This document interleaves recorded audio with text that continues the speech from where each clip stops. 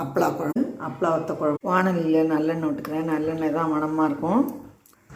எண்ணெய் காஞ்சது, கடுகு, 2 வெந்தயம், பெருங்காயம், மிளகா வத்தல் 1 உடைச்சது, கருவேப்பிலை, 4 துவரம்பருப்பு பொரிஞ்சதும்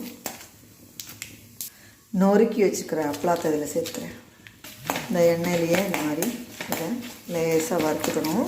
அதுலேயே பொரிஞ்சுக்கும். ஜாஸ்தி எண்ணெய்லாம் விட வேண்டாம், இவ்வளோ போதும் எண்ணெய். இந்த மாதிரி பொரிஞ்சு வச்சு வருவோம். இப்போது இந்த மாதிரி இதை குழிச்சு விட்டுட்டு இதில் 1.5 டீஸ்பூன் சாம்பார் பொடி சேர்த்துக்கிறேன். சாம்பார் பொடி, குழம்பு பொடி எது வேணால் சேர்த்துக்கலாம்.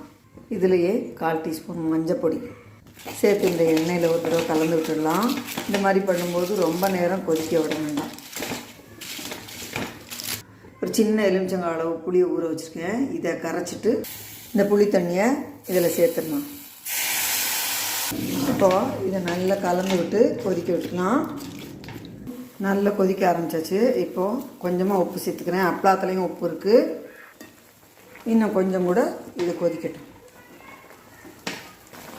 இப்போ நல்லா கொதிச்சு பொடி வாசனை எல்லாம் போக வத்தியாச்சு. நம்ம அப்பளா குழம்பு ரெடி.